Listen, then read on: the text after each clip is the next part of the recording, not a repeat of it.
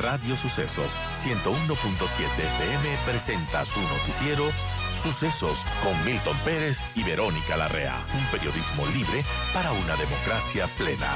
Los hechos y las opiniones de los sucesos que marcan nuestro tiempo.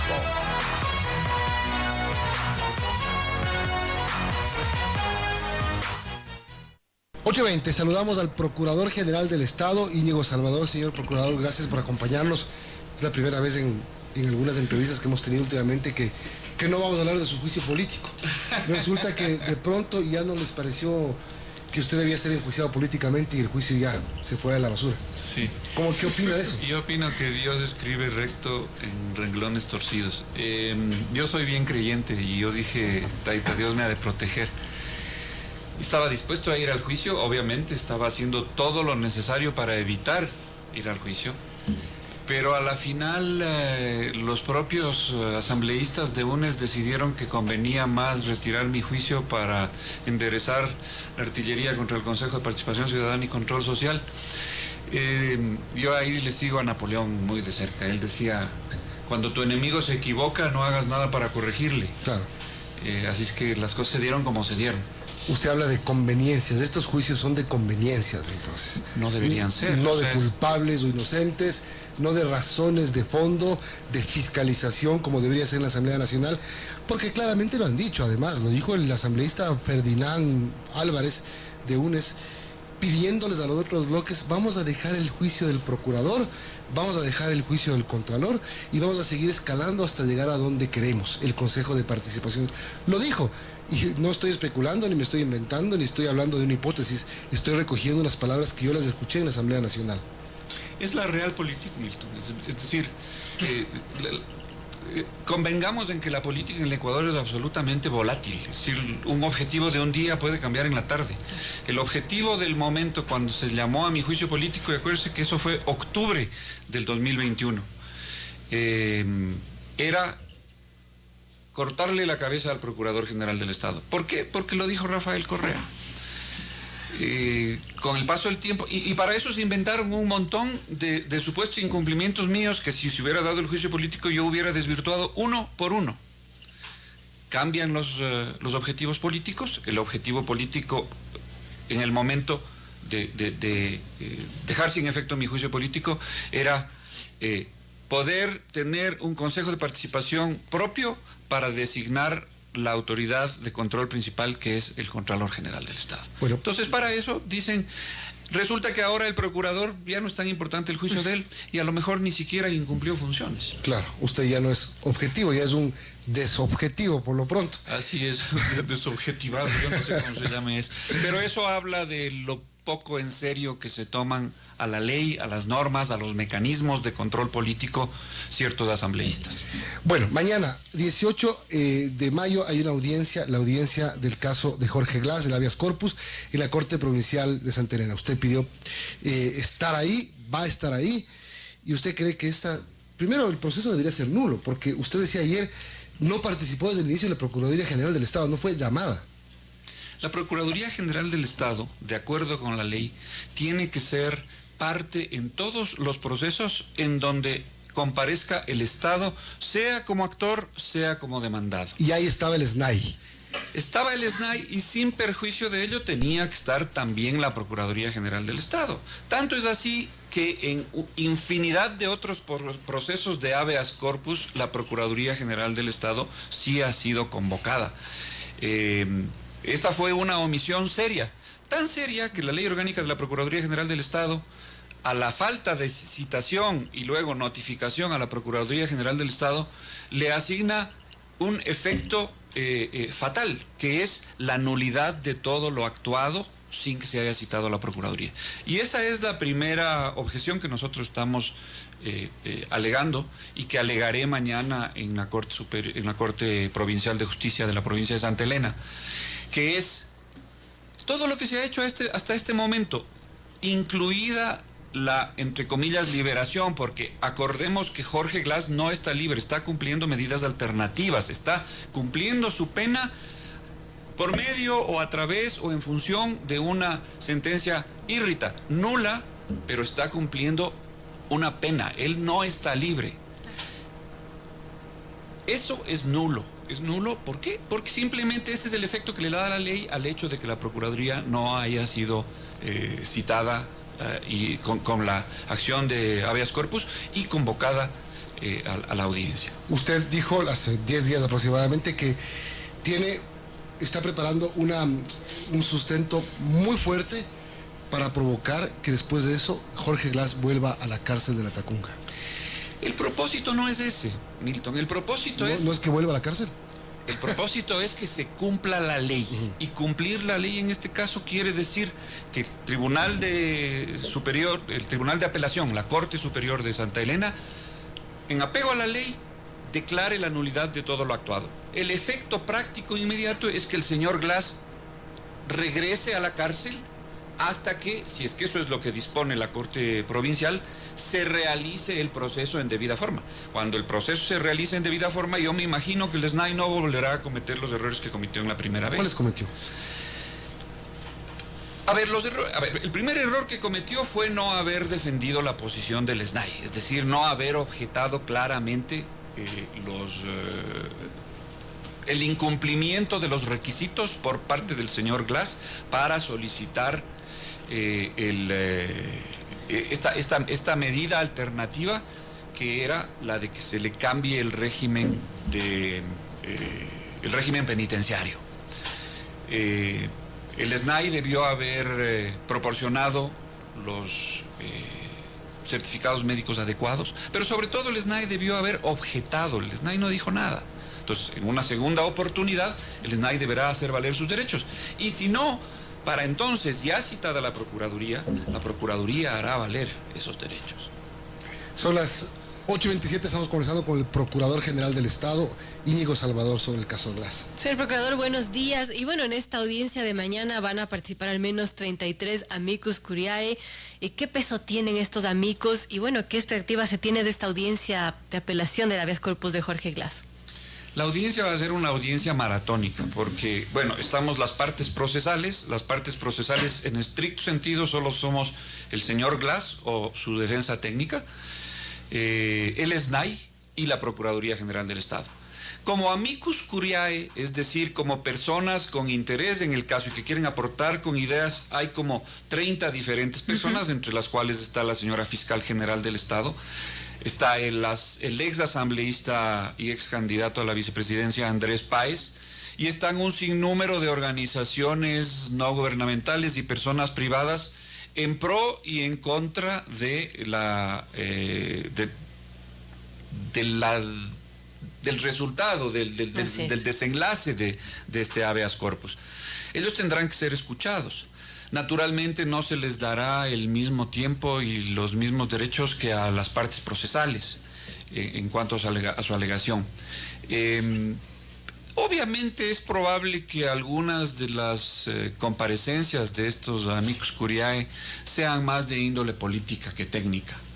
Y espero yo que los señores y señoras jueces de la Corte Provincial de Santa Elena pongan un poco de orden, porque si no, una audiencia así se puede ir de las manos y puede sobre todo afectar el ambiente y el objetivo último de una audiencia como esta, que es, en definitiva, escuchar argumentos jurídicos en pro y en contra.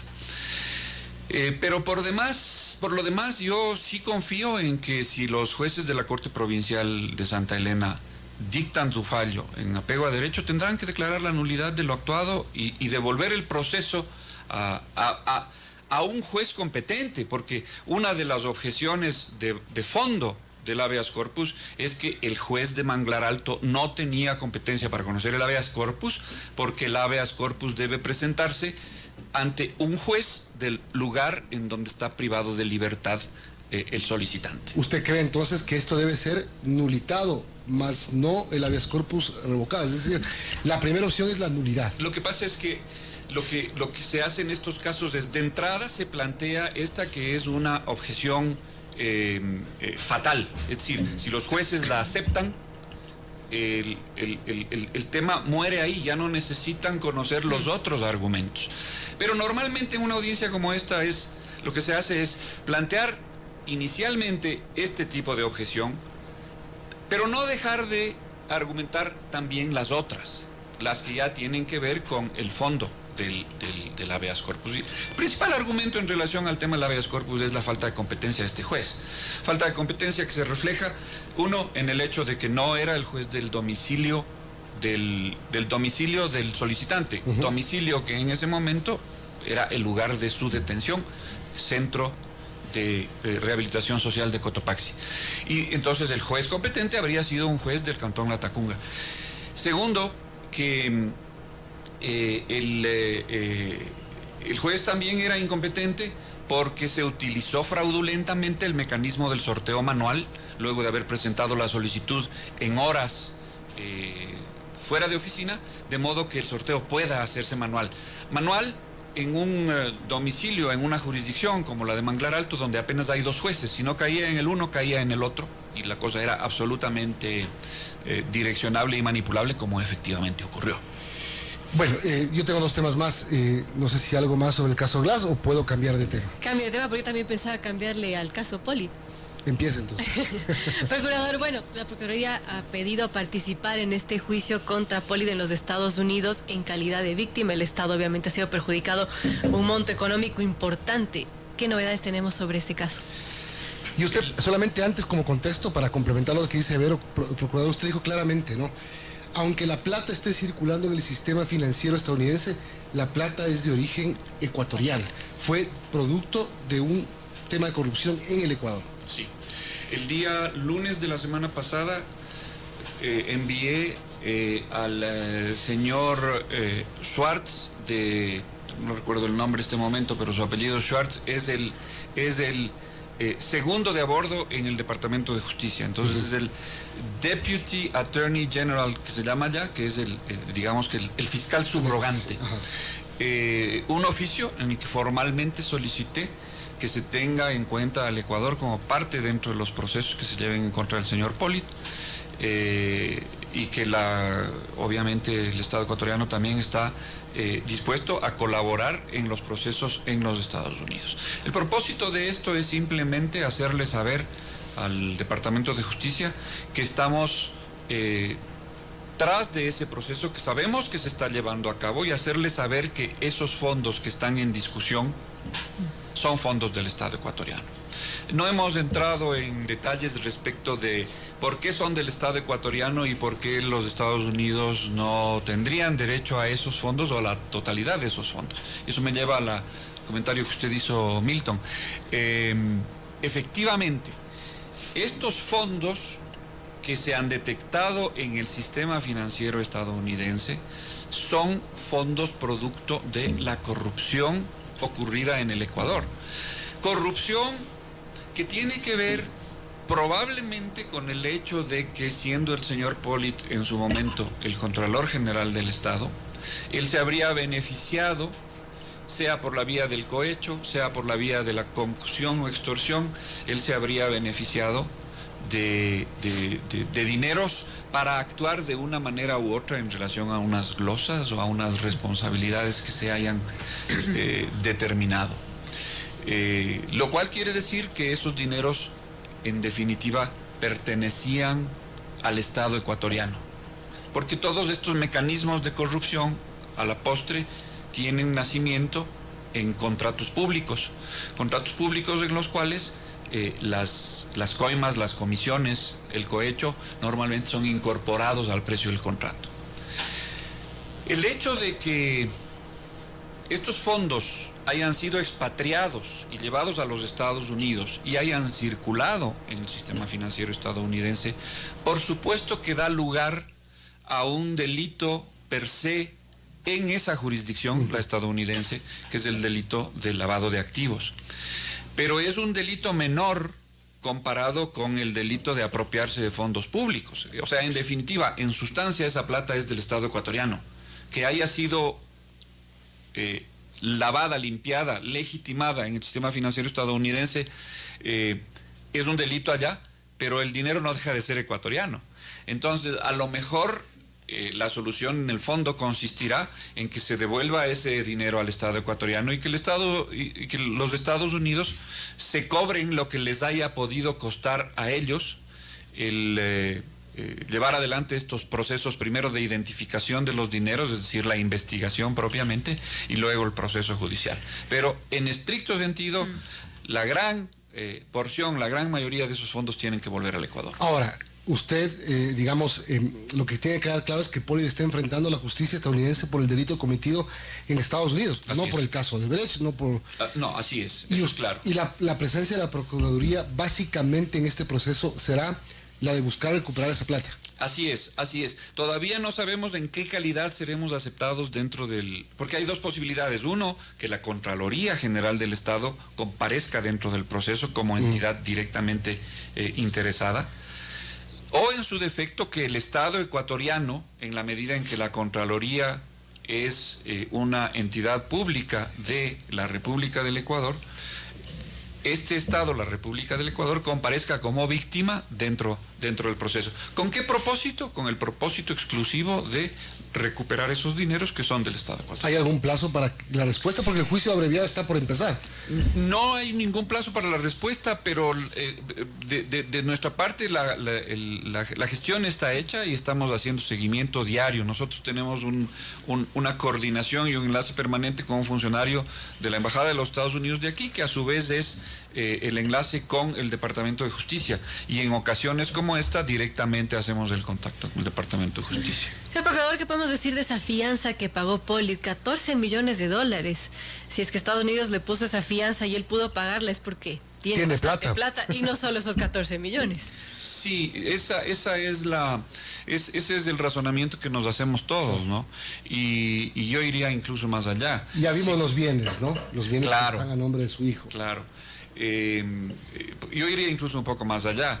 Si eso tiene el señor Pollitt, que es una de las partes en la estructura delincuencial, porque donde hay un cohechante, donde hay un cohechado, hay un cohechante, y ese cohechante recibe algún tipo de beneficio, y muy probablemente el señor Pollitt está dentro de una estructura delincuencial en donde hay gente por debajo de él que también se benefició y gente por encima de él que probablemente también se benefició.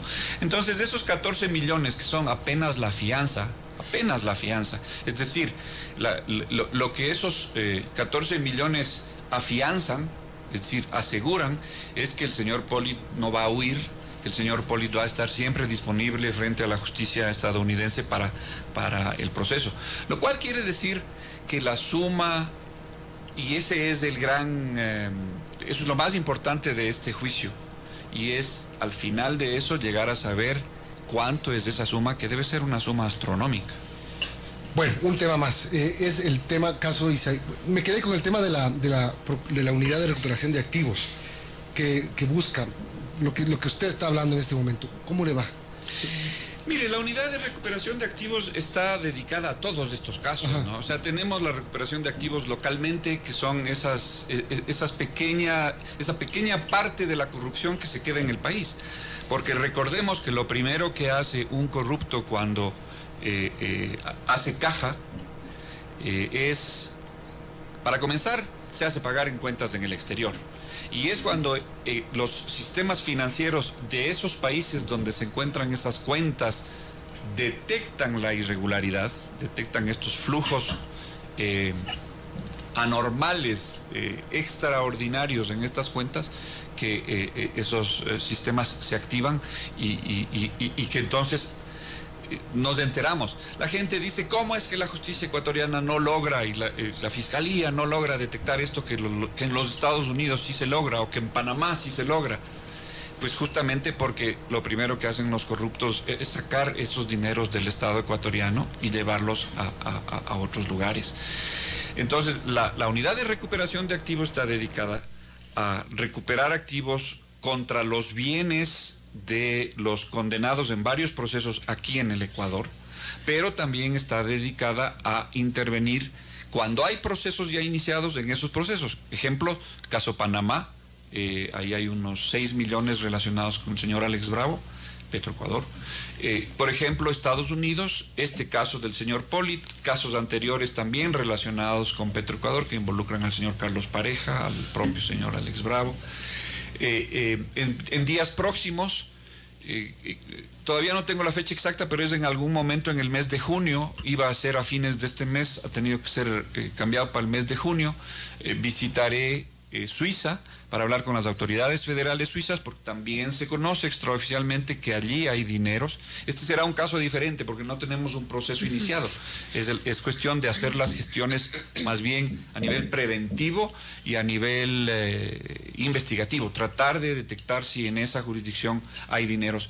Y en la ciudad de Basilea me pondré en contacto con el Instituto de Basilea y sus altos personeros, porque la Procuraduría está trabajando desde varios meses atrás, quizás ya un año, con el Instituto de Basilea y su Centro de Recuperación de Activos, que es justamente el que nos está asesorando en gestiones como la que se llevó adelante en Panamá y ahora la que estamos haciendo en Suiza. Y la última era el caso Isaías, cuando sale un juez que dispone que los bienes incautados sean devueltos. Sí, a ver, tenemos tres casos en realidad en este momento que son de absoluta actualidad. Uno es el caso que me llevó justamente la semana pasada. Curiosamente, el día que yo estaba compareciendo en una audiencia en Miami de un juicio que tenemos planteado como Estado ecuatoriano contra los hermanos Isaías, y ya les cuento de esto en unos segundos. Saliendo de esa audiencia me entero de esta resolución de un juez, Lituma, que decide transformar una acción de medidas cautelares en acción de protección y resolver que los activos no incautados les sean devueltos a los hermanos de Isaías. Entonces, ese es un caso. En ese caso nosotros hemos planteado el recurso de apelación y estamos esperando a que se fije la fecha para comparecer ahí debidamente. Caso 1. Caso 2, el caso que les comento en los Estados Unidos. En 2013, la Procuraduría planteó un juicio, el Estado ecuatoriano a través de la Procuraduría, un juicio contra los hermanos Isaías para que se les, primero para que se identifique, valore, embargue los bienes que ellos tienen en los Estados Unidos, para que con los dineros que resulten del remate de esos bienes, el Estado ecuatoriano se haga pago de aquello que los hermanos Isaías todavía deben. En ese juicio yo estuve en una audiencia de una de las tantas ramificaciones del proceso, que es una apelación que planteó el Estado ecuatoriano de una resolución negativa del juez de primera instancia. Si logramos ganar esta apelación, el proceso vuelve a primera instancia y continúa con el tema de la valoración de los bienes, que era en lo que estábamos.